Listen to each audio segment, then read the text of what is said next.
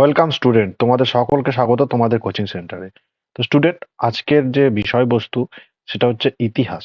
Class 10 এর ইতিহাসের প্রথম অধ্যায়ের কিছু গুরুত্বপূর্ণ এমসিকিউ নিয়ে আজকে আলোচনা করব। ঠিক আছে? তো তোমরা কিন্তু স্ক্রিনে নজর রাখবে, কারণ এই এমসিকিউ গুলো সম্পূর্ণ তোমাদের জন্য তৈরি করা হয়েছে এবং তোমাদের যাতে সুবিধা হয় এক্সামে তার জন্য তৈরি করা হয়েছে।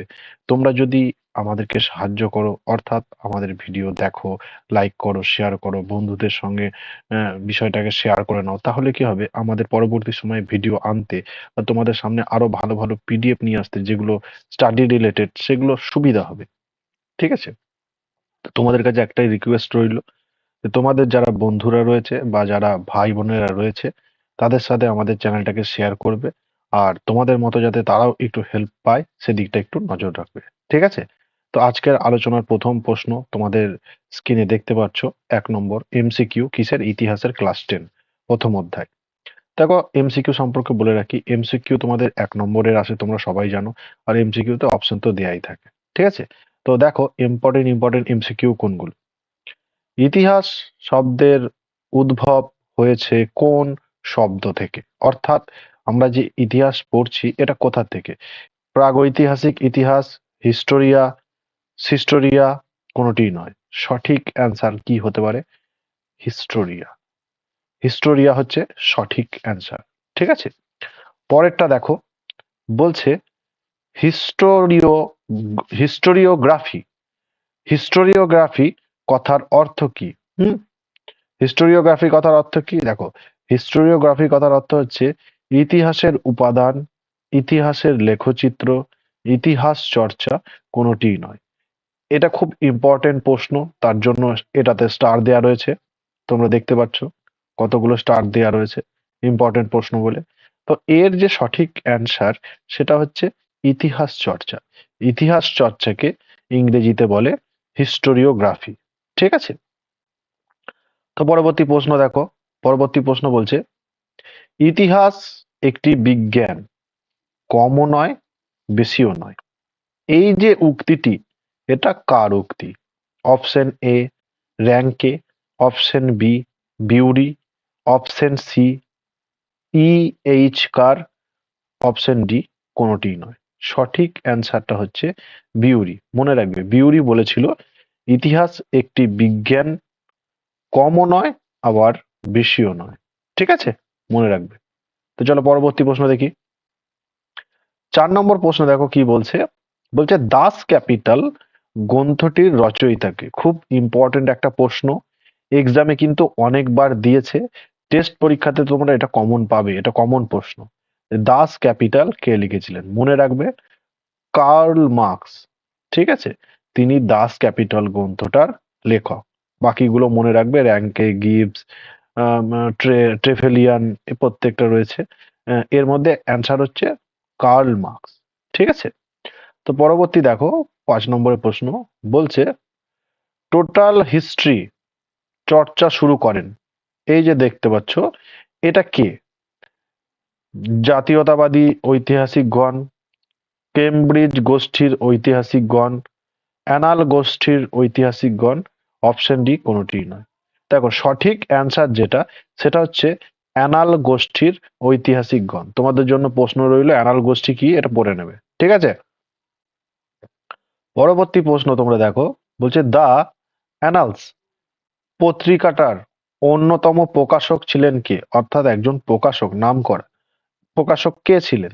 অপশনে দেখো, G S Sardesai, Jurgen Kocka, Lucien Febvre, কোনোটিই নয়।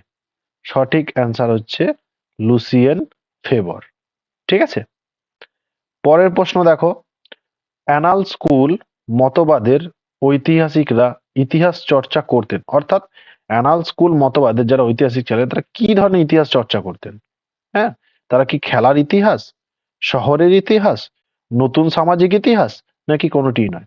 দেখো, এটা হচ্ছে নতুন সামাজিক ইতিহাস চর্চা করতেন তারা। অ্যানাল গোষ্ঠী, অ্যানাল স্কুল, মনে রাখবে। ঠিক আছে? তারা কি ইতিহাস চর্চা করতেন? নতুন সামাজিক ইতিহাস। তো অ্যানাল স্কুল বা অ্যানাল গোষ্ঠী রিলেটেড নতুন সামাজিক ইতিহাস থেকে, এর সঙ্গে। ঠিক আছে? তো পরের প্রশ্ন দেখো। পরের প্রশ্ন বলছে অ্যানাল স্কুলের সঙ্গে যুক্ত ছিলেন কে? অ্যানাল স্কুলের সঙ্গে কে যুক্ত ছিলেন? Marc Bloch, Karl Marx, Hobsbawm, Ranajit Guha.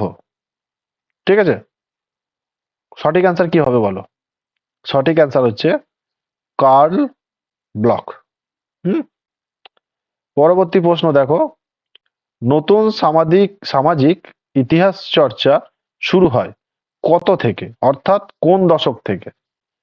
1930 থেকে 1940-এর দশক, 1940 থেকে 1945-এর দশক, 1950 থেকে 1960-এর দশক, নাকি 1960 থেকে 1970-এর দশক? সঠিক অ্যান্সার হচ্ছে 1960 থেকে 1970-এর দশক। তাহলে অ্যানাল গোষ্ঠী কোন সময় তাদের নতুন ইতিহাস চর্চা শুরু করেন, সামাজিক ইতিহাস চর্চা? সেটা হচ্ছে 1960 থেকে 1970-এর দশকে। ঠিক আছে, তো পরবর্তী প্রশ্ন দেখো, man and the natural world, man and the natural world গ্রন্থটির লেখক কে? অপশন এ তে তোমরা কি দেখছো? ট্রেভেলিয়ান। অপশন বি তে মার্ক ব্লক, মার্ক ব্লক সম্পর্কে আগেই বলে দিয়েছি। পরে কিথ টমাস, আর অপশন ডি কোনোটিই নয়। সঠিক অ্যান্সার হচ্ছে কিথ টমাস, তিনি এই গ্রন্থটার রচয়িতা।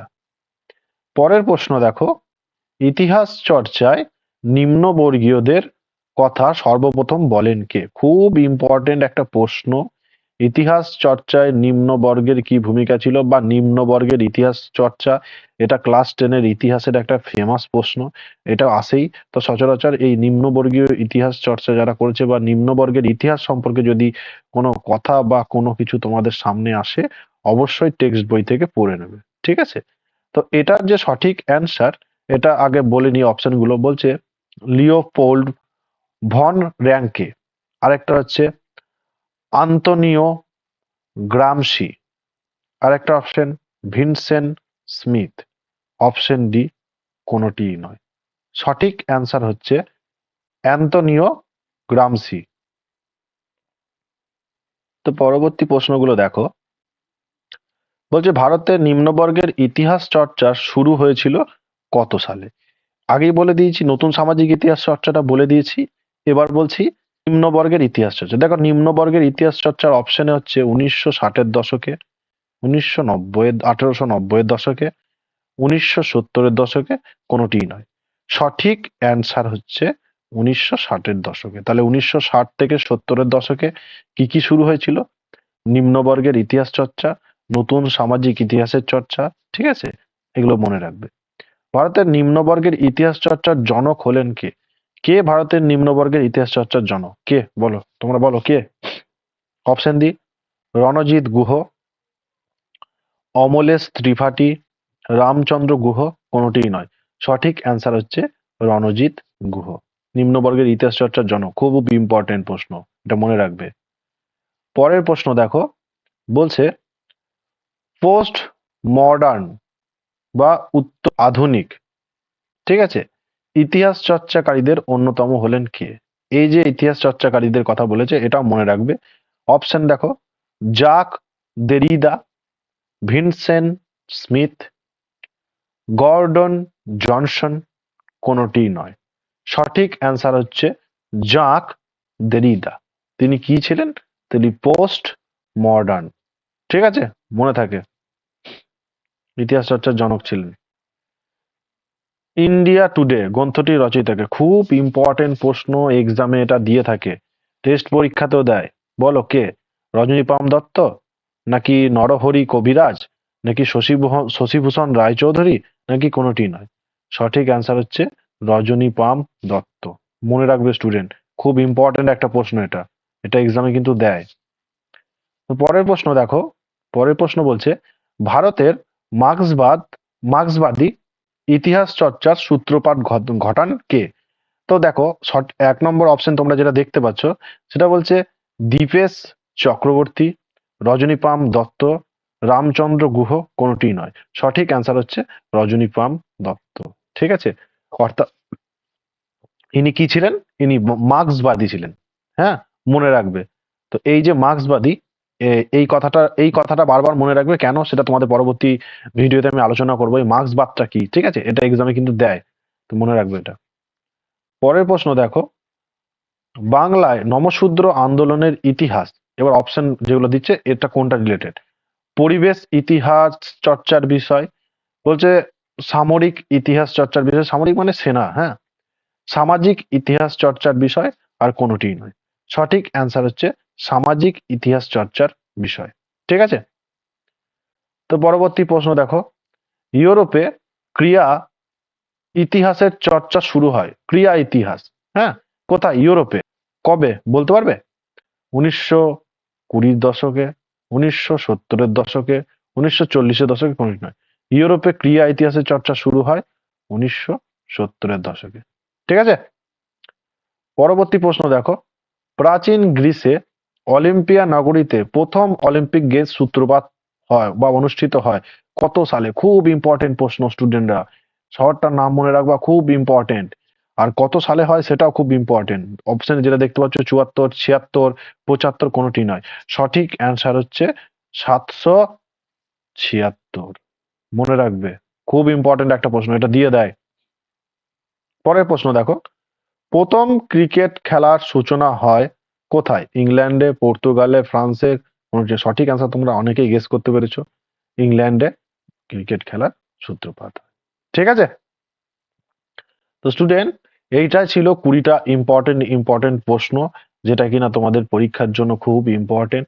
আর এই 20টা প্রশ্ন ভালো করে দেখে যাও, এগুলোকে চোখ বুলাও। পরবর্তী ভিডিওতে আমি পার্ট 2 নিয়ে আসবো, যেটা কিনা আরো ইম্পর্টেন্ট প্রশ্ন, ঠিক আছে? এই অধ্যায় থেকে 3 থেকে 4টে পার্টে তোমাদের জন্য প্রশ্ন নিয়ে আসবো। আর 3 থেকে 4টে পার্টে যে প্রশ্নগুলো নিয়ে আসবো, আশা করছি সেই পার্টের প্রশ্নগুলো যদি তোমরা এইভাবে ইউটিউবে ক্লাস করতে পারো, তোমাদের কোনো সহায়িকা বা অন্যান্য কোনো বিষয়ের প্রয়োজন সেভাবে হয়ে পড়বে না, কোনো বইয়েরও সেইভাবে প্রয়োজন হয়ে পড়বে না। আর তাছাড়া বই আমি তোমাদের প্রতিটা লাইন ধরে ধরে অ্যানালাইসিস করে দিচ্ছি। আমার ভিডিওতে যে বিস্তারিত আলোচনাগুলো রয়েছে প্রত্যেকটা বিষয় ভিত্তিক, সেগুলো তোমরা দেখে নিও। আর এমসিকিউ যেভাবে আলোচনা করছি, এভাবে এসএকিউ আলোচনা করব, 2 নম্বরে প্রশ্নের সাজেশন দেবো প্রতিটা। আশা করছি তোমরা যদি যুক্ত থাকো, তার জন্য তোমাদের যে মাধ্যমিকের প্রিপারেশন সম্পূর্ণ ফ্রিতে করিয়ে দেবো, তার জন্য একটা টাকাও আমরা ডিমান্ড করব না। আমাদের প্রথম থেকেই বলেছি তোমাদেরকে যে আমরা তোমাদের জন্য যে ক্লাসগুলো নিয়ে আসবো সম্পূর্ণ ফ্রিতে, সম্পূর্ণ ফ্রিতে। তোমাদের সাজেশন, ক্লাস, কোর্স যেগুলো রয়েছে, ক্লাস কোর্স সব ফ্রি, সম্পূর্ণ ফ্রি। শুধু চ্যানেলটাকে লাইক করো, শেয়ার করো বন্ধুদের সঙ্গে। চ্যানেলটাকে শেয়ার করলে কি হবে, চ্যানেলটা আস্তে আস্তে বেড়ে উঠবে, আমাদের কাজ করার প্রবণতা বেড়ে যাবে। কেন? আর সব থেকে সুবিধা, তোমাদের মতো যারা ভাই বোনরা রয়েছে তাদের পয়সা নেই, শুধুমাত্র তাদের হাতে একটা যদি ফোন থাকে বা বাড়িতে একটা ফোন থাকে, তার মাধ্যমেই তারা পড়াশোনা করে ভালো রেজাল্ট করতে পারবে, ঠিক আছে? আজ এ পর্যন্তই। দেখা হচ্ছে তোমাদের সাথে অন্য কোনো ভিডিওতে, অন্য কোনো গুরুত্বপূর্ণ ক্লাস নিয়ে।